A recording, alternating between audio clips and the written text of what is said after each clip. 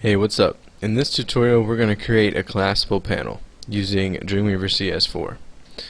Alright, the first thing we need to do is create a div tag to contain our collapsible panel. As you can see, I just did that. And now we're going to go to our insert group over here and go to Spry and then click on Spry collapsible panel, and you can see that it has inserted some code inside of our div tag.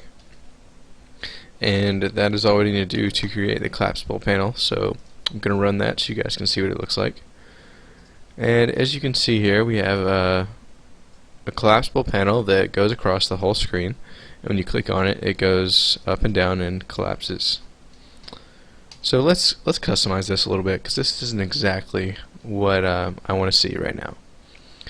So the reason that is stretching all the way across is because by default the width is set to 100% on the parent div tag.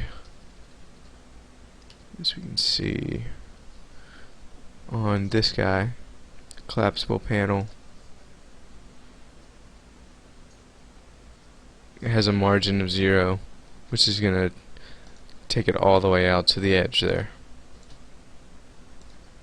So we're going to customize our parent div tag a little bit more right here, and we're going to call it, as you can see I've already created this panel ID,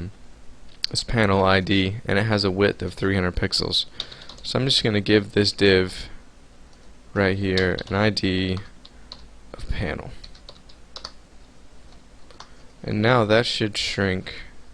There we go. That's going to shrink up our collapsible panel right there, and it's still exactly not what I want to see when I load the page. So I'm going to click inside the parent div of the collapsible panel with the ID of collapsible panel 1, and I'm going to change some of these default state and display options right here. So I'm going to change these from open to closed. That way whenever we open up the page, the panel is going to be closed instead of open.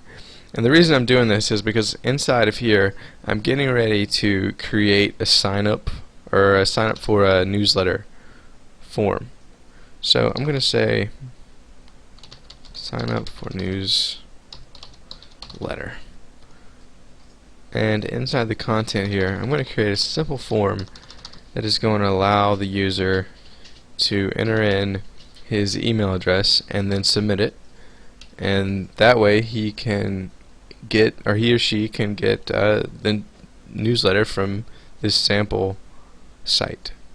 So the first thing I'm going to do is create a table to wrap my form up in.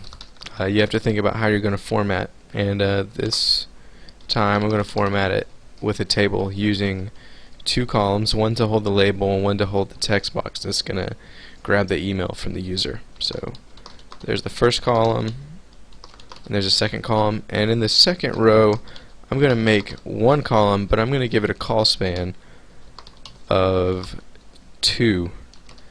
That way it will span 2 columns, just like that.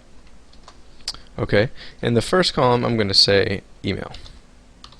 That way the user knows to put in their email, and here I'm going to go back and I'm going to click on Spry validation text field, and I'm going to give it an ID of email.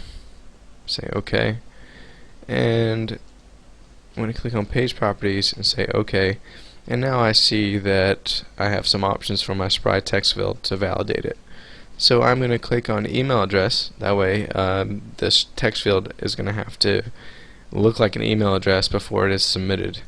So I'm going to go down here in the second row, and I'm going to go back to forms in the insert group and click on button and make it of type submit. Alright, now one last thing we need to do is wrap our table inside of a form. That way it knows that these inputs need to go somewhere. In this case it's going to go back to the same page.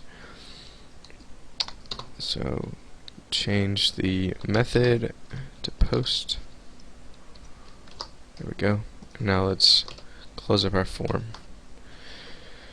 Alright, And now when we launch this, what we expect to see is this text right here that says sign up for newsletter, and then we click it and it opens up with this form. And so you put in an email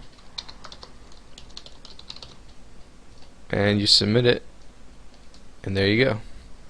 That is how you create a collapsible panel with a form inside of it. In the next tutorial, we're going to be going over tooltips, and a tooltip is if you haven't worked with them before, it's basically when you scroll over some text, it's going to pop up with a little blurb about whatever text you highlight and whatever text you point the tooltip to. So thanks for watching this tutorial. That's all the time I have for right now. I'm gonna move on to tooltips, and don't forget to subscribe and continue watching this series on Spry.